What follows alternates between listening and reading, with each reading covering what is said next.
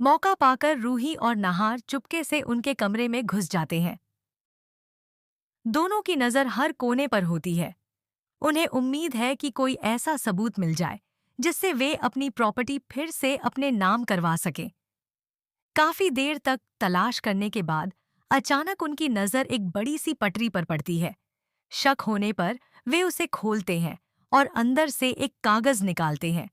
जैसे ही वे उस पेपर को देखते हैं, दोनों के चेहरे पर खुशी झलक उठती है। नहार उत्साहित होकर कहता है, बस अब इसी पेपर के दम पर हम अपनी प्रॉपर्टी वापस ले सकते हैं। लेकिन तभी माहौल अचानक बदल जाता है। दरवाजे की तरफ से हल्की आहट आती है। राजेश्वरी और उसका पोता धीरे धीरे कमरे की ओर बढ़ रहे होते हैं। जैसे ही रूही और नहार पेपर हाथ में लेकर खड़े होते हैं, तभी दोनों उन्हें देख लेते हैं। राजेश्वरी और उसका पोता ये सब देखकर पूरी तरह हैरान रह जाते हैं। वहीं पोता गुस्से में कहता है, नहार, अब तुम बुरी तरह फंस चुके हो। अब सवाल ये है, क्या नहार और रूही उस पेपर को छुपाने में कामयाब हो पाएंगे या सच सबके सामने आ जाएगा? आगे क्या होगा जानने के लिए जुड़े रहिए। कमरे में सन्नाटा छा जाता है। कुछ पल के लिए कोई कुछ नहीं बोलता। रूही और नहार एक दूसरे की तरफ देखते हैं। घबराहट साफ दिखाई देती है। राजेश्वरी गुस्से में आगे बढ़ती है, मेरे कमरे में चोरी छिपे घुसने की हिम्मत कैसे हुई तुम दोनों की? नहार खुद को संभालते हुए कहता है, हम तो बस। लेकिन उसकी बात पूरी भी नहीं हो पाती कि पोता तेज आवाज में बोल उठता है, बस क्या?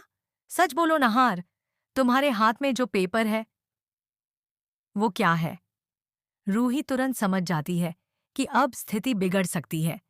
वो धीरे से नहार को इशारा करती है।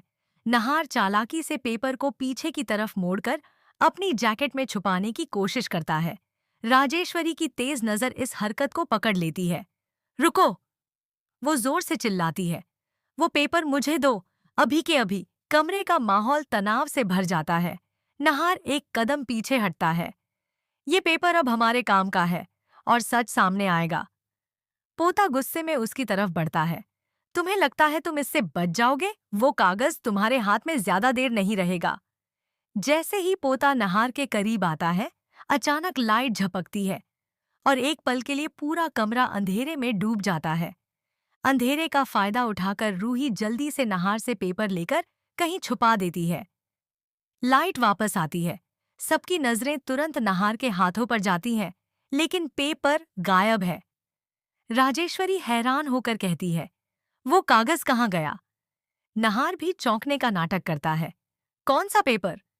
रूही चुपचाप एक कोने में खड़ी है। उसके चेहरे पर हल्की सी मुस्कान है, जैसे उसने कोई बड़ा खेल खेल दिया हो। अब सवाल और गहरा हो चुका है। पेपर आखिर गया कहाँ? और उसमें ऐसा क्या था जो सबकी किस्मत बदल सकता है? कहानी में अब आने वाला है एक बड़ा ट्विस्ट।